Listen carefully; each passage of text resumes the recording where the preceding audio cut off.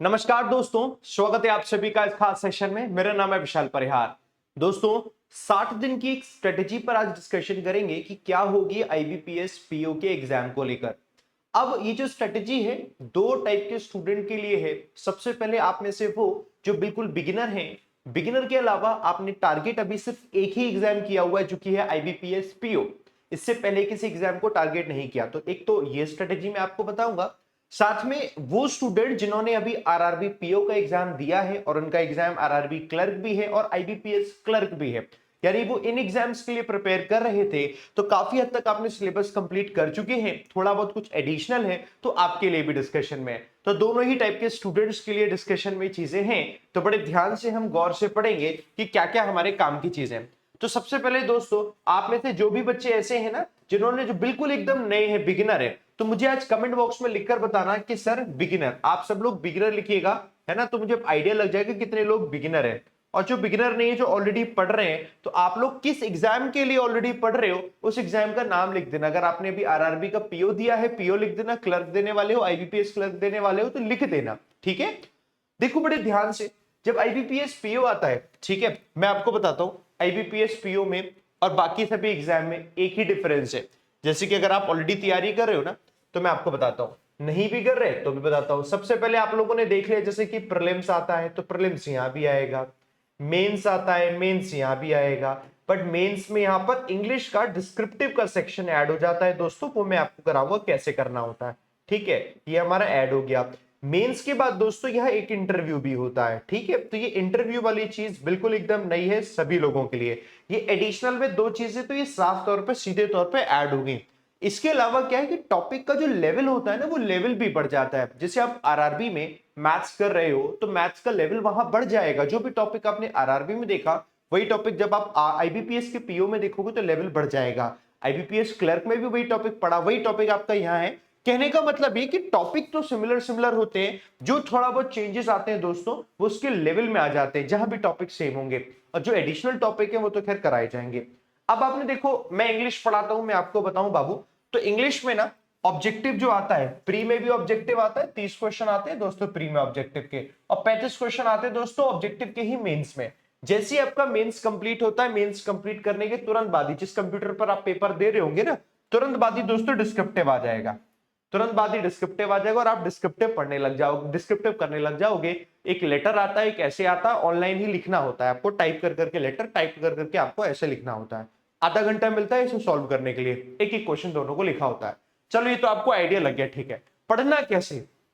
पढ़ने के लिए सिलेबस जानना जरूरी है। मैं आपको बता दूं, जो ये सिलेबस है पीओ का, जैसे आईबीपीएस क्लर्क का आप पढ़ रहे थे पहले से, अगर नहीं पढ़ रहे, अगर नए हैं तो नए के लिए तो सब कुछ नया है ना जी। और पीओ अगर क्लर्क और पीओ का काफी हद तक सिमिलर है। जो ऑब्जेक्टिव है ना, इंग्लिश में तो पूरा ही सिमिलर है, ऑब्जेक्टिव पूरा सिमिलर है, कुछ भी अलग नहीं है। अलग है तो सिर्फ लेवल।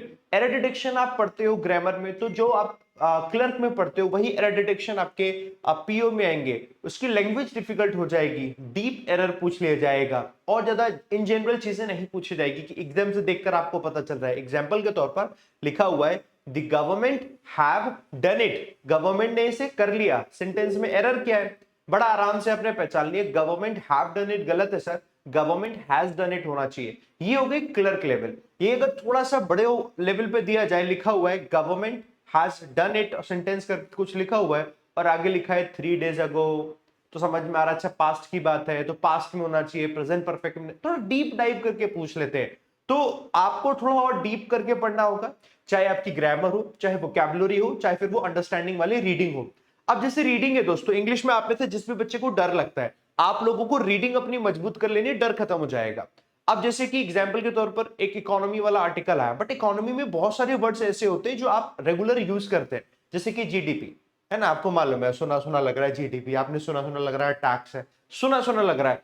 प्रॉब्लम तब आती है जब कहीं लिखा होता है कोई चीज बढ़ गई, तो बढ़ने में हम इंक्रीज वर्ड लगाएंगे, सर्ज लगाएंगे, लगाएंगे क्या, डाउट यहां आता है कि सर्ज भी पड़ा है बढ़ना, ये भी इंक्रीज भी पड़ा है बढ़ना। कहीं एक जगह वर्ड लिखा प्रोमलगेट हो गई, कोई चीज है प्रोमलगेट नहीं समझ में आ रहा, कहीं तो सुना सुना लग रहा है ना, प्राइस राइज भी सुना है हमने। तो ये चीजें हम तब कर पाते हैं जब हम रीडिंग बढ़िया करें। तो रीडिंग बढ़िया करना बाबू हो जाएगा उसका काम। ठीक है, पीओ में आओगे, सिर्फ पीओ में ही होता है दोस्तों डिस्क्रिप्टिव लेटर का, ऐसे का राइटिंग लिखना होता है, ये मैं ही सिखाऊंगा कैसे करना है। अभी आपको सिलेबस थोड़ा पता चला कि सिलेबस क्या है। अब मैं आपको बता दूं, जो बच्चे ऑलरेडी पढ़ रहे हैं आपको बस पढ़ते जाना है। आईबीपीएस पीओ का आपको मॉक पेपर लगाना है, मॉक पेपर लगाकर आपको पता चलेगा कि किस टाइप के क्वेश्चंस जो हैं अभी तक आ रहे हैं। ठीक है, प्रीवियस ईयर पेपर भी लगाना, हालांकि मैं भी आपको एक पेपर कराऊंगा कल। मैं सोच रहा हूं आईबीपीएस पीओ का एक पेपर कराऊं आप लोगों को, प्रीवियस ईयर पेपर, ताकि आपको आइडिया लगे कि आईबीपीएस पीओ में प्रीवियस ईयर में किस टाइप का पूछा गया था। हालांकि अभी तो हमारी क्लर्क की भी क्लास चल रही है, बट लेकिन अगर आप बिल्कुल बिगिनर है, बहुत ध्यान से सुनना, तो यार आपके लिए स्ट्रिक्ट एडवाइस एक मेरी तरफ से है कि आपको बेसिक कॉन्सेप्ट्स तो सभी के सारे सब्जेक्ट्स के पढ़ने ही चाहिए। ये बेसिक कॉन्सेप्ट्स पढ़ने के लिए कोई भी एक बैच हो ना, कोई भी एक डेडिकेटेड पेड बैच, कोई भी एक डेडिकेटेड पेड बैच जरूर पढ़ो, जहां से आपके सारे के सारे बेसिक जितने भी कॉन्सेप्ट्स है ना, सारे के सारे सब्जेक्ट्स की कवर कर लो। आपने अगर हमसे पढ़ना है, मुझसे पढ़ना है, तो मैं आपको बताता हूँ, फ्री क्लासेस भी बताता हूँ, सब बड़े ध्यान सुनना। देखो अनअकैडमी पर अपकमिंग, एक तो अगर ऑलरेडी आप अनअकैडमी पर हो तो ऑलरेडी आपके सामने कई सारे बैचेस आपको मिल जाएंगे जो फाउंडेशन के बैच है। और अगर आपको पढ़ना है तो अपकमिंग एक फाउंडेशन बैच आ रहा है, इंग्लिश भी है उसमें, मैथ्स रीजनिंग जीएस सब कुछ है। तो अगर अकेला इंग्लिश का देखोगे ना, तो इस नाम से है, जिसका नाम है एडिटोरियल 365 बैच 4.0। ये 4.0 है, शुरू हो रहा है दोस्तों 8 अगस्त से। ये फाउंडेशन बैच होते हैं दोस्तों, और ये फाउंडेशन का मतलब ये हर एक चीज को डीप डाइव होकर समझाया जाएगा, चाहे वो ग्रामर हो, चाहे वोकैबुलरी हो, चाहे रीडिंग हो, हर एक टॉपिक का। कहने का मतलब एक बार अगर आपने ये बैच कर लिया, फिर प्रॉब्लम आएगी नहीं किसी भी तरीके की, फिर आपको सिर्फ और सिर्फ प्रैक्टिस करना ही रह जाएगा। तो ये आप करिएगा।